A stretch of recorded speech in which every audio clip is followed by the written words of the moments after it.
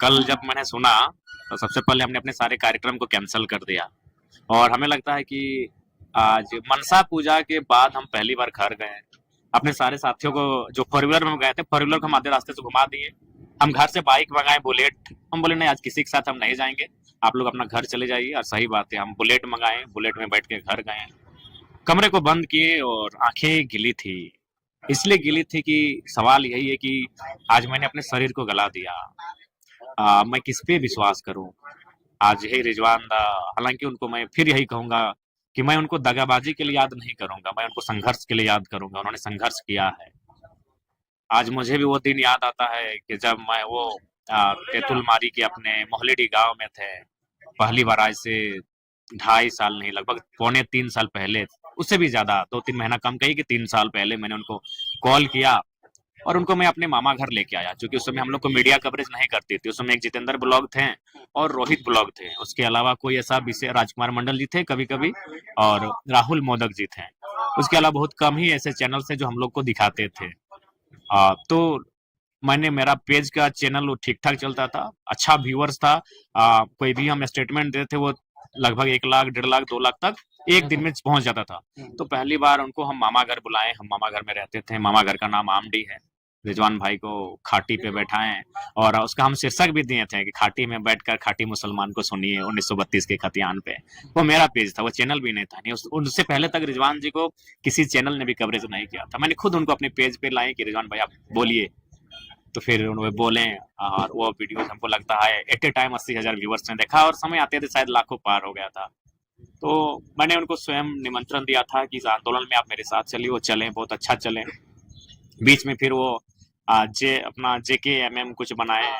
हाँ, उसके बाद उन्होंने अपने समुदाय को गोलबंद किया और फिर वो हमारे साथ आए। बकायदा हम ही उनको लेकर आए। तो उस समय भी तो कटे हुए नजर आ रहे थे जब JKMM बनाए, उस समय भी आपने मर्ज कर दिया। हाँ, वो उस समय भी। उसके बाद हमने उनको लाया और यही कहा कि लोकसभा के चुनाव में आप हमारे लिए मेहनत कीजिए, विधानसभा का चुनाव आप तो लड़ेंगे ही लड़ेंगे। और बकायदा विधानसभा का चुनाव उन्होंने बगोदर सीट को मैंने उनको प्रीफर किया था, इसलिए चूंकि वो उन्होंने 1 साल तैयारी किया था बगोदर से। जब वो JKMM बनाए थे उस समय वो बगोदर से ही तैयारी कर रहे थे। तो फिर हम बोले वो बेहतर सीट है, वहाँ समीकरण भी बहुत सुंदर फिट वेट रहा है। तो मैं बोला, फिर अचानक पता नहीं उनको कहाँ से ये आइडिया आया या फिर किन लोगों ने उनको हिंट किया कि वो गांडे चुनाव लड़ेंगे, हॉट सीट लड़ेंगे जहाँ मुख्यमंत्री की अर्धांगिनी हो, राज्य लेवल ये में। उनका ख्वाहिश था। हाँ, उन्होंने ही मुझे कहा था। मैं गांडे के लिए कैसे सोच सकता हूँ? उनका घर बगोदर। हाँ, उनका घर मेरे ही विधानसभा टुंडी। टुंडी में पड़ता है, लेकिन बगोदर हाँ, में तैयारी बगोदर कर। में तैयारी किए थे, साल भर किए थे तैयारी और अच्छा तैयारी किए थे। तो मैंने, हाँ, मैं गिरिडीह तक हार्डली गया था क्योंकि गिरिडीह मेरे असेंबली, सॉरी, कॉन्स्टिट्यूशन में आता है। तो मैंने गिरिडीह लोकसभा में गिरिडीह विधानसभा उनको कहा था, क्योंकि वहाँ उनके समुदाय की आबादी भी 60,000 से ज्यादा है। हमारे समुदाय भी कुछ ठीक ठाक है प्रिटार्क में। तो मैंने उनको गिरिडीह तक प्रीफर किया था कि आप तो बड़े नेता हैं, आप चयन कीजिए। और मैंने उनको गिरिडीह, बगोदर, गांडे मेरे दिमाग में नहीं था। तो फिर वो बोले नहीं, हम गांडे से लड़ेंगे। तो फिर डिस्कस हुआ। हाँ, एक मजाक मजाक में ये हुआ कि आप तो, कुछ लोगों ने कहा कि आप तुम तोर से बड़ो चुनाव भर तो नेता रहो। कैसे ना, तो लड़ रहे मंत्री जी से, हम मुख्यमंत्री की अर्धांगिनी से। तो हम बोले ठीक है आप लड़िए। तो फिर वो वहां गए। उसके बाद जो भी था बस इतना ही कहेंगे, जहां भी रहो दोस्त, खुशहाल रहना, सलामत रहना, अच्छे से रहना। और हाँ, यही, अगर आपको जाना ही था तो नॉमिनेशन से पहले जाना था। मतलब वो पार्टी के लिए डैमेज कर दिया। हाँ बिल्कुल। उनको नहीं बुरा कहेंगे, मेहनत किए हैं इतना। जयराम महतो छोटी सी आयु में बहुत कुछ सहा है, आगे भी सह लेगा। अपने अपने नम आंखों को छुपाकर वो मुस्कुरा के बात कर लेगा, लेकिन रिजवान क्रांतिकारी को बद्दुआ नहीं देगा। लोग कहते हैं कि इसका मुस्लिम में पकड़ नहीं था, महतो लोग ही, जयराम महतो जैसे लोग और कुर्मी समुदाय के लोग ही इनको बड़ा नेता बना दिया। ये सत्य है, ये भी सच्चाई है, इसमें आप नकार नहीं सकते हैं। क्योंकि आज उनको जो भी उनके व्यूअर्स भी हैं वो मैक्सिमम जो है हमारे समुदाय से ही है।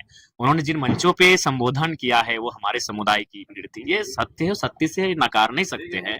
लेकिन अंततः यही कहेंगे, अगर जाना ही था तो नॉमिनेशन से पहले चले जाते। ये तो वही कहानी हुई ना अनिल भाई, कि आपने शादी का कार्ड छपवा दिया है और निकल गए। अरे आपको नहीं मर्जी थी, आप अपनी मर्जी से विवाह करते, लेकिन शादी का कार्ड नहीं छपवाना था। तो वही भाई साहब को यही था कि नॉमिनेशन से पहले जाना था, कम से कम वहां हम अपना प्रत्याशी तो दे सकते थे। सही बात है, लेकिन कहीं ना कहीं आपके लिए भी वो जेल गया जिस दिन लोकसभा का आपका नॉमिनेशन था, उनको उठा करके आदर। इसीलिए मैंने कहा कि मैं उनको दगा के लिए याद नहीं करूंगा, मैं रिजवान जी को संघर्ष के लिए याद करूंगा। हालांकि मेरे समर्थक उनके समुदाय के ही कुछ लोग उन्हें दगा के लिए याद कर सकते हैं, लेकिन जयराम महतो रिजवान को दगा के लिए याद नहीं करेगा। मीडिया मुझे 1000 बार अगर सवाल करेगी तो मैं 1000 बार यही कहूंगा कि मैं रिजवान भाई को संघर्ष के लिए याद करूंगा। बाकी वो जहां रहे खुशहाल रहे, बस यही एक मैंने एक टीस रह गई, एक मलाल रह गया कि जाना ही था, हाथ छोड़ना ही था तो नॉमिनेशन से पहले छोड़ देते। एक बार दगा दे दिया, दूसरा दे दिया तो एक्सेप्ट कर लिया, फिर से अगर आ जाएंगे रिजवान तो क्या कहिएगा? देखिए अब सोचा जाएगा। हम लोग बहुत भावुक इंसान है, बहुत कोमल हृदय के इंसान हैं, और कभी अगर हम लोग इतने चालसाजी नहीं है। हम लोग हमें वो एक ऐसा केंद्र अध्यक्ष हैं जो आप पूछिए, हमारा मोबाइल का पासवर्ड हमारा एक पंचायत का सदस्य को मालूम है कि हमारे केंद्र अध्यक्ष जी के मोबाइल का पासवर्ड क्या है। बहुत सारी सीटों पे आपके कैंडिडेट जो दिए थे उसका रिजेक्शन लिस्ट जारी हो गया है, उस पर आप लोग क्या करेंगे? वहां पे तो आप कैंडिडेट आप दे नहीं सकते हैं। हाँ, वहां पे हम लोग किसी को समर्थन दे देंगे कि कोई समर्थन से चुनाव लड़ेंगे, उनका जो भी सिंबल होगा उस सिंबल को हम लोग समर्थन दे देंगे।